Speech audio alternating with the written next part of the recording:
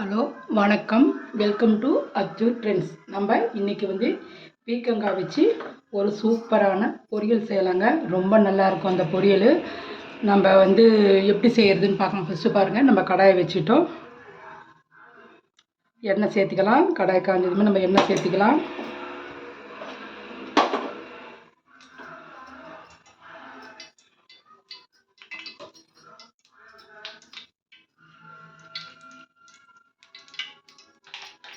சூப்பராக இருக்குங்க இந்த பொரியல். நம்ம சாதத்தோடு சாப்பிட்றதுக்கு, தொட்டுக்கிட்டு சாப்பிட்றதுக்கெல்லாம் ரொம்ப நல்லாயிருக்கும். பிசைஞ்சு சாப்பிட்லாம். குழம்பு கூட இதுக்கு தேவையில்லை, பிசைஞ்சு சாப்பிட்லாம்.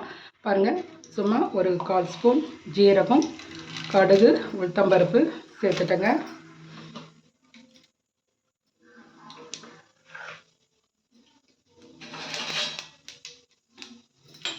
இப்போ 2 பீக்கங்காய் நான் தோல் சீவிட்டு கட் பண்ணி வச்சுருக்கேன். ஒரு 4-5 பல்லு பூண்டு நான் உரித்து அதை நசுக்கி வச்சுருக்கிறேங்க. இப்போ பாருங்கள், வெங்காயம் சேர்த்துக்கலாம். பெரிய வெங்காயம் 2 காய்ங்கிறதுனால கொஞ்சம் வெங்காயம் கொஞ்சம் சேர்த்து அதிகமாக சேர்த்துட்டா தாங்க நல்லாயிருக்கும். காய்க்கு தகுந்த வெங்காயம் போடணும். இப்போ இதிலே இந்த பூண்டு நம்ம நசுக்கி வச்சிடணும். அதையும் இதிலே சேர்த்துக்கலாங்க. தக்காளி ஒரு தக்காளி கட் பண்ணி வச்சுருக்கேன். ஒரு பெரிய தக்காளி ஒரு தக்காளி கட் பண்ணி வச்சுருக்குறோங்க. வெங்காயம் கொஞ்சம் நல்லா, வெங்காயம் பூண்டு நல்லா கொஞ்சம் இதனையே நல்லா வதக்கிக்கலாம். ஒரு 2 நிமிஷம் வதக்கினா போதும்.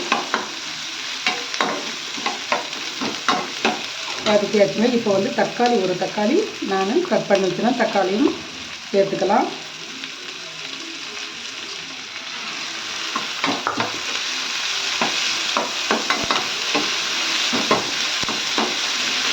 பீக்கங்காய் உடம்புக்கு ரொம்ப நல்லதுங்க. பீக்கங்காய் சாப்பாட்டில் அதிகமாக சேர்த்துக்கோங்க, ரொம்ப நல்லதுங்க. பெரியவங்க கூட சர்க்கரை நோய் இருக்கவங்களாம் இதெல்லாம் நிறையா சேர்த்துக்கலாம். பீக்கங்காய், புடலங்காய் எல்லாம் நிறைய சேர்த்துக்கலாம். பாவக்காய் நல்லா சாப்பிட்லாம்.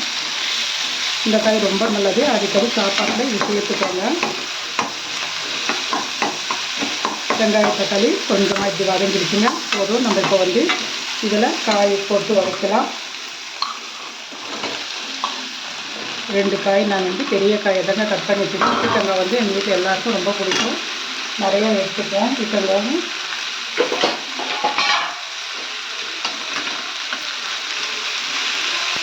நல்லா 2 நிமிஷம் வதக்கலாம்.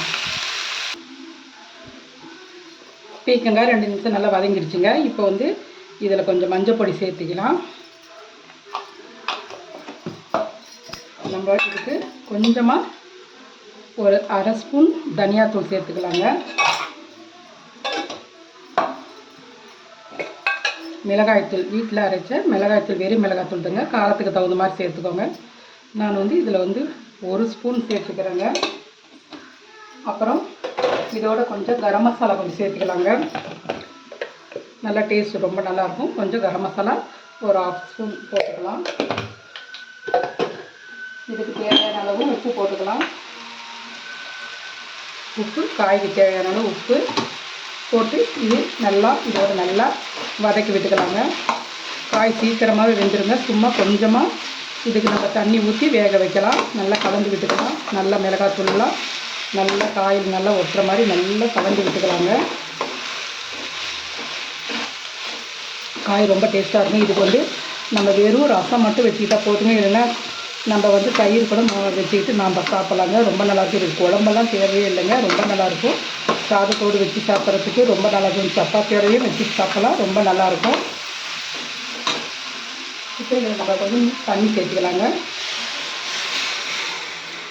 கொஞ்சமாக தண்ணி சேர்த்துக்கிட்டு நம்ம இதை அப்படியே கொஞ்சம் நேரம் க்ளோஸ் பண்ணிடலாம். இன்னும் கொஞ்சம் தண்ணி சேர்த்துக்கலாம். கொஞ்சம் தண்ணி கம்மியாக இருக்குது.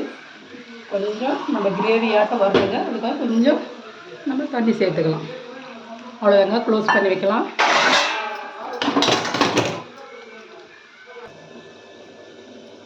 காய் வெந்துருச்சான்னு பார்க்கலாங்க. காய் ஒரு 5 நிமிஷம் நம்ம வேக வச்சோம்.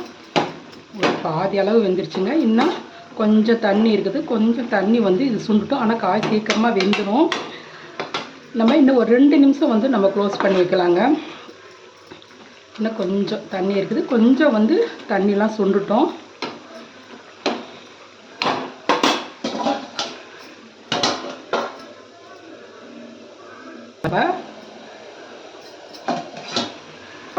பாருங்கள், போதும், இந்த அளவுக்கு காய் வெந்தால் போதும். ரொம்ப நல்லாயிருக்கு. நான் வந்து தேங்காய் 2 தேங்காய் பார்த்தா கொஞ்சம் கொத்தமல்லி எடுத்து வச்சுருக்கேன். தேங்காய் வந்து நான் மிக்சியில் அடித்து வச்சுருக்கிறேங்க. அதோட கொத்தமல்லி தலையும் சேர்த்து வச்சுருக்கிறேன். 2 ஒன்றா போட்டு நம்ம வந்து கலந்துக்கலாம். அவ்வளோதாங்க, சூப்பரான பீக்கங்காய் பொரியலுங்க. ரொம்ப நல்லாயிருக்கும். சாதத்தோடு சாப்பிட்றதுக்கு, சப்பாத்தியோட தோசையோடு தொட்டுட்டு சாப்பிட்றதுக்கு ரொம்ப நல்லாயிருக்கும். இதே மாதிரி நீங்கள் செஞ்சு பார்த்துட்டு எப்படி இருக்குன்னு எங்கள் சேனலுக்கு கமெண்ட் பண்ணுங்கள், ஷேர் பண்ணுங்கள், சப்ஸ்கிரைப் பண்ணுங்கள். இது மேலே சும்மா லைட்டாக கொஞ்சம் நம்ம எண்ணெய் சேர்த்திக்கலாம். அப்போ தான் சாதத்தோடு பிசைஞ்சு சாப்பிட்றதுக்கு டேஸ்ட் நல்லாயிருக்கும். நீங்கள் சாதம் சாப்பிடும்போது கொஞ்சம் நெய் கூட இதோடு சேர்த்துக்கலாம். ரொம்ப நல்லாயிருக்கும். சூப்பரான அட்டகாசமான பீக்கங்காய் பொரியலுங்க. ரொம்ப நல்லாயிருக்கும். டேஸ்ட்டு ரொம்ப அட்டகாசமாக இருக்கும். நீங்கள் இது எப்படி செய்கிறதுன்னு பார்த்தீங்கன்னா இதே மாதிரி செஞ்சு பார்த்துட்டு நீங்கள் வந்து எங்கள் சேனலுக்கு கமெண்ட் பண்ணுங்கள். ஓகே, பாய். பிடிச்சிருந்தால் லைக் பண்ணுங்கள்.